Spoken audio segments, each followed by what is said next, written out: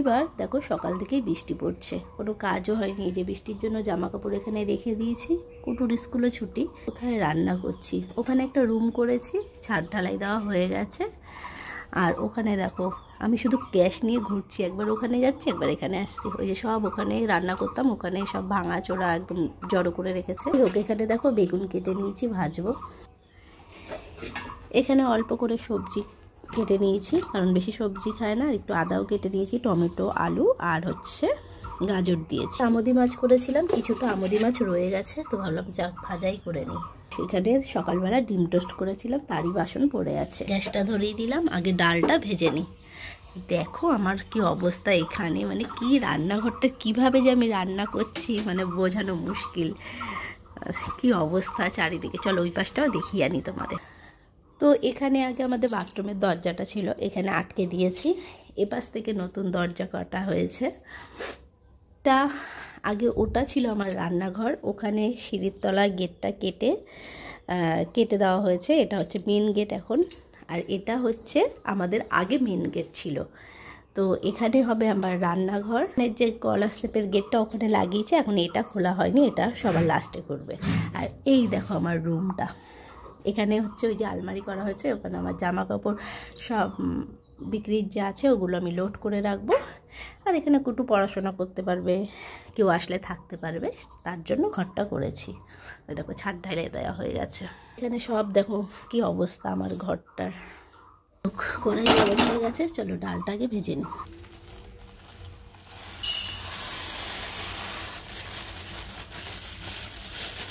তো 500 ডাল এনেছি, 500 চাল এনেছি। তো ভালো করে ডালটাকে ভেজে নেব। এই যে গোবিন্দভোগ চালটা, এখন আমি এটা ধুয়ে রাখবো। চালটা পরিষ্কারই আছে, তাও একটু বেছিয়ে নিলাম। কিন্তু ডাল আর চাল সমান সমান হলে কিন্তু খিচুড়ির টেস্টটা দ্বিগুণ বেড়ে যায়। দেখো ডালটা কিন্তু আমার ভাজা হয়ে গেছে।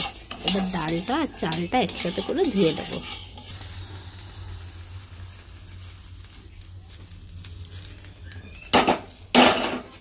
দেখো ডালটা আর চালটা কিন্তু একসাথে ধুয়ে নিলাম আমি। ডালটা আর চালটা ভালো করে ধুয়ে নিয়েছি। আর জলটা গরম করতে বসিয়ে দিই। তেল গরম হয়ে গেছে, এবার আমি হলুদ আর নুন দিয়ে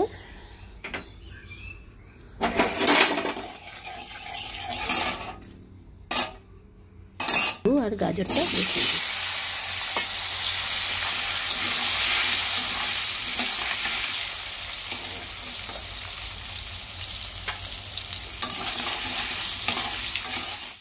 ভাজা আমার হয়ে গেছে, এবার আমি তুলে রাখবো। এবার আমি কড়াইয়ের মধ্যে গোটা জিরা ফোড়ন, শুকনো লঙ্কা, গোটা তেজপাতা দিয়ে দিলাম। আমি খিচুড়িটা একটু অন্যরকমভাবে রান্না করব। ফোড়নটা রান্না করে দিয়ে আমি টমেটোগুলো দিয়ে দিলাম। ফোড়নটা দিয়ে আমি টমেটোগুলো এর মধ্যে দিয়ে দিলাম। তারপর একটু লবণ আর আদা গ্রেট করাটাও দিয়ে দিলাম। দিয়ে ভালো করে নাড়িয়ে চালিয়ে একটু হলুদ গুঁড়ো দিয়ে ভালো করে আমি মশলাটা কষিয়ে নেব।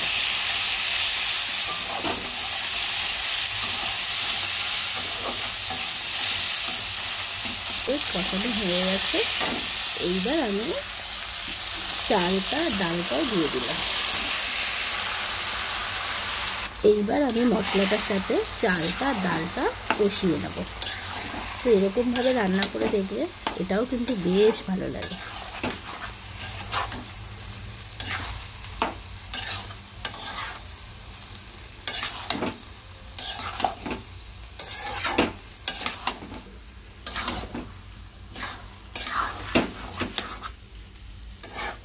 একটু ভাজা ভাজা করি হালকা। আর এখানে কিন্তু জল গরম বসিয়ে দিয়েছি অনেক আগেই।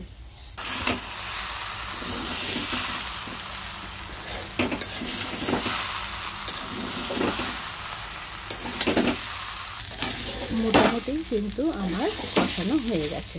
এইবার আমি এটা দিয়ে দেবো, জলটাও গরম হয়ে গেছে।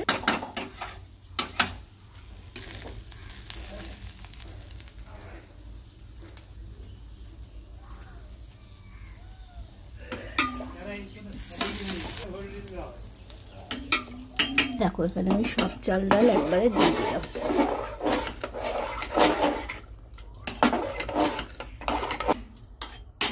আর এখানে আমি আরেকটু নুন দিয়ে দিলাম, নুনটা আমার কম দেওয়া হয়েছিল। তো খিচুড়িটা হতে থাক, এখানে আমি বেগুনটা আর মাছটা ভেজে নিই। চলো,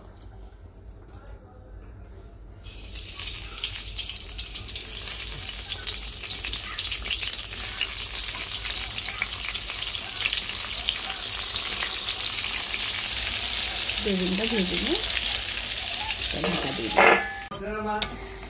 বেগুনটা দেখো ভেজে নিচ্ছি।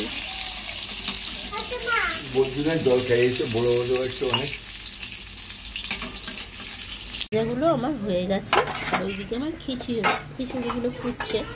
তো এবার আলুগুলো দিয়ে দিলাম।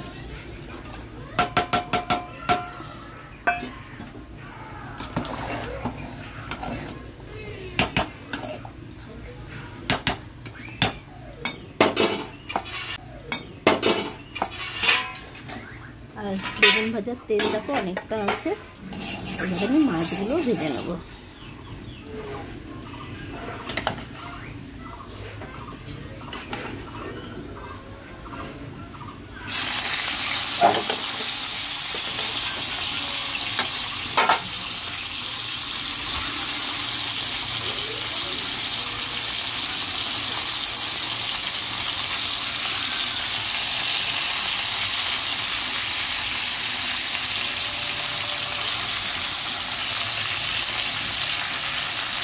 এই এসছে দেখো, আর বেশি টানাবো না, কারণ এরপর আবার জমে যাবে।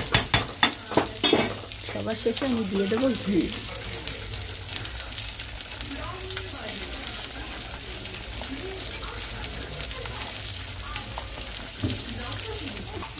আর দিয়ে দিলাম একটু ভাজা মশলা। ব্যাস আমার খিচুড়ি কিন্তু একটু দিয়ে দিলাম ভাজা মশলা আর ঘি। ব্যাস আমার খিচুড়ি কিন্তু রেডি। খিচুড়ি আমার হয়ে গেছে, আর এখানে মাছ ভাজাও হয়ে গেছে। ব্যাস